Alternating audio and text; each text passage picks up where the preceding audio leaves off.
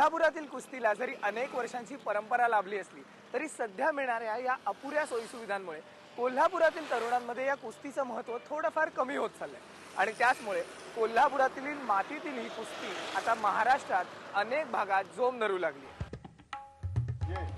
आज कुस्ती बदलतेय। महाराष्ट्रात इतर खेळांना जे महत्त्व होतं ते आता कुस्तीलाही मिळू लागले। तरुण पिढीतही कुस्तीचं आकर्षण वाढू लागले।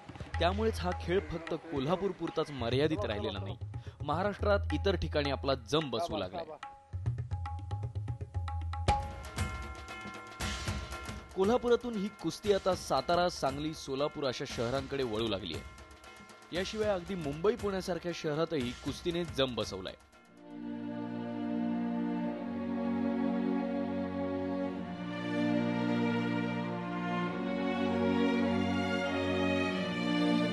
पण मुंबईतल्या गिरण गावात आपलं स्थान निर्माण करणारी कुस्ती मॉल कल्चरमुळे हळूहळू शहरातून नामशेष होऊ लागली।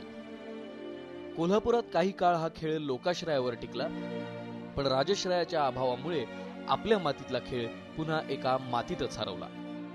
मतभेद, गटबाजी, राजकारण ह्याच्यामुळे कला थोडी जरा कोल्हापुरात कमजोर झाली। कोल्हापुरात त्याच्यामुळे बाहेर जातात इतर जिल्ह्यातली जे वाढ झाली त्याचं कारणही असं आहे। त्यातून कोल्हापूर नंतर आता पुण्यात कुस्तीनं आपला तळ ठोकलाय आणि पुण्यातली गोकुळ वस्ताद तालीम आपला हा मराठमोळा खेळ पुढे नेण्यासाठी काम करते। याच पुण्याच्या राहुल आवारेनं तब्बल 33 वर्षांनंतर महाराष्ट्राला कुस्तीत गोल्ड मेडल मिळवून दिलं। नक्कीच मला कुस्ती खेळावं वाटलं, कारण की माझ्या घराण्यात पहिल्यापासून कुस्ती होती। माझे वडिलांचे वडील पण घराण्यातच कुस्ती असल्यामुळे वडील, आजोबा, चुलते आणि घरीच व्यायामशाळा असल्यामुळे मी साहजिकच लहानपणापासून कुस्ती खेळायला सुरुवात झाली आणि कुस्तीच हा आमचा एक गावचा बी आणि घरचा पण खेळ असल्यामुळे मी कुस्ती जॉईन केली। पण अशी कामगिरी सातत्याने घडताना दिसत नाही। प्रत्येक क्षेत्रातलं वातावरण बदलून माणसाला तर काय झालं, कष्ट कमी, फायदा जास्त आणि ते लवकर मिळाला पाहिजे हे वातावरण, पण हे खेळात करून चालत नाही।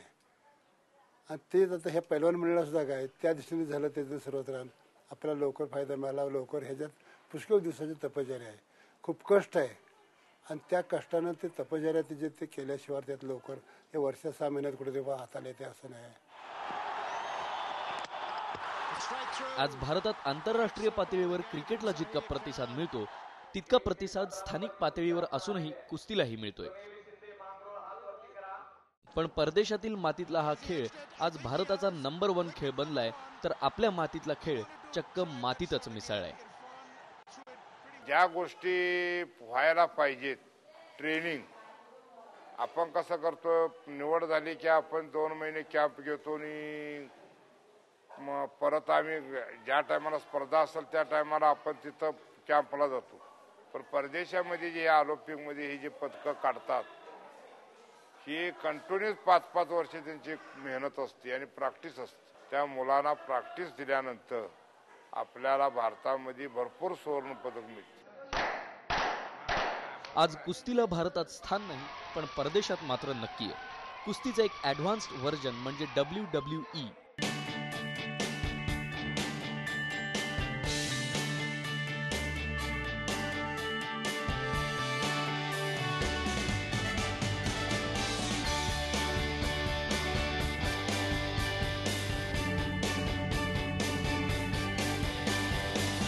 पण कुस्तीपेक्षा या खोट्या आणि बनवलेल्या स्टंटबाजीला बघणाऱ्यांची संख्या आपल्या देशातही प्रचंड आहे। आज खलीनं WWE मध्ये भारताचं नाव उज्ज्वल केलंय। प्रत्येक लहानग्याच्या तोंडात आज त्याचंच नाव आहे।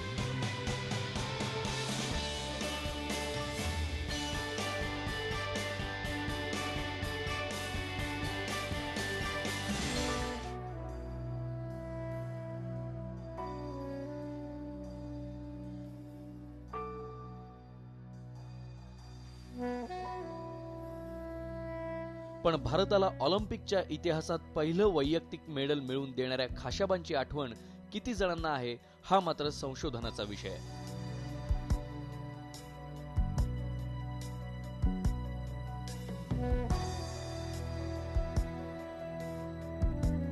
पण कुस्तीची इतकी उपेक्षा होण्यामागे फक्त सरकार आणि संघटना जबाबदार नाही, तर त्याला एका अर्थी आपणही तितकेच जबाबदार आहोत.